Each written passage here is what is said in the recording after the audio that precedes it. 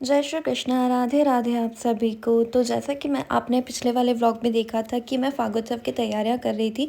तो आज है हमारा फागोत्सव। और सबसे पहले फागोत्सव की जब शुरुआत करते हैं तो कान्हा जी को या फिर राधे कृष्णा को तैयार करते हैं।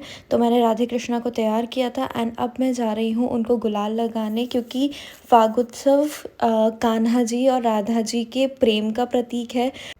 और ये जो उत्सव हुआ था ये बहुत छोटे स्केल पे हुआ था एंड सेकेंडली बहुत जल्दबाजी में हुआ था। तो बहुत सारी प्रिपरेशंस मुझे करनी थी बट मैं नहीं कर पाई थी उन प्रिपरेशंस को। बट जो भी है, हम राधा जी को अपने मन में याद करके उनकी बजाय कान्हा जी को ही हमने गुलाल लगा दी।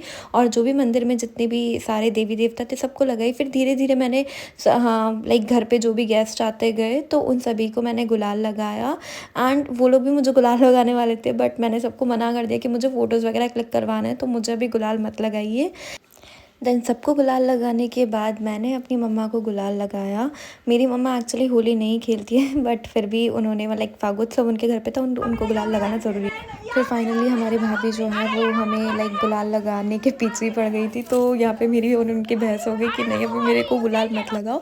फिर थोड़ी सी लड़ाई होने के बाद हमारे जो राधा कृष्णा थे तो वो आ गए थे। तो मैंने यहाँ पे पहले तो कान्हा जी को गुलाल लगाया छोटा सा एंड फिर उसके बाद मैंने हमारी राधा रानी को प्यार से, बहुत ही प्यार से गुलाल लगाया। क्योंकि हमारी राधा रानी वेट कर रही थी कि मैं उनको गुलाल कब लगाऊंगी, लाइक उनको गुलाल कब लगेगी।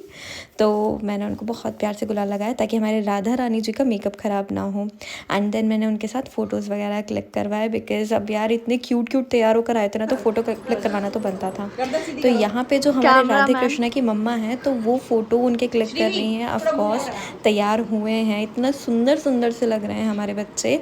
तो उनकी मम्मा उनकी फ़ोटोज़ तो क्लिक करेंगी सही ऑफ कोर्स। एंड यहाँ पर स्टार्ट होती है फूल वर्षा। यहाँ पे फूलों की लाइक जैसे कि मैंने आपको बताया कि फागोत्सव है, तो सबसे पहले हमारे जो राधा कृष्णा बन के आए तो मैंने उनसे ही शुरुआत की। पहले कान्हा जी के ऊपर, फिर राधे कृष्णा के ऊपर, फिर जितनी भी औरतें सब बैठी हुई थी सबके ऊपर। जैसा कि आप सभी को पता है, कोई सा भी फंक्शन, कोई सा भी त्यौहार स्टार्ट होता है तो सबसे पहले गणेश जी को पूजा जाता है। तो हमारी जो ये महिला मंडली है वो गणेश जी का भजन गाती हैं ताकि सबसे पहले हम गणेश जी की आराधना कर सकें, उसके बाद ही हम हमारा जो फंक्शन है वो स्टार्ट करेंगे। और इधर मैं बार बार अपनी नोज़ रिंग को ठीक करने में लगी हुई हूँ। जो मैंने पहनी थी वो काफ़ी हैवी थी बट मैं उसको बार बार संभालने की कोशिश कर रही थी।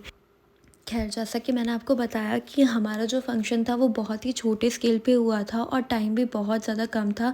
इसलिए हमारी जो गली की जितनी भी महिलाएं थी सब मिल कर के एक साथ भजन वगैरह गा रही थी। वैसे तो फागोत्सव के टाइम, फागोत्सव का जो लाइक जो भी सेलिब्रेट होता है, जो फंक्शन सेलिब्रेट होता है वो एक बहुत बड़े स्केल पे सेलिब्रेट होता है। बाहर से भजन मंडली आती हैं एंड बहुत मतलब अच्छा उत्सव मनाया जाता है। बट हमारे पास टाइम भी बहुत ज़्यादा कम था और हमारी जो गली की जो बहुत सारी महिलाएं थी, बहुत सारी जो लेडीज़ थी वो आ नहीं पा रही थी बिकॉज ऑफ सम रीजंस। और इधर यहाँ पे जो हमारे राधे कृष्णा की मम्मी है वो हमारे राधे कृष्णा के लुक से इतनी ज़्यादा ऑब्सेस्ड हो रखी थी कि वो कंटिन्यूसली उनके पिक्चर्स क्लिक कर रही थी और उनकी हेल्प।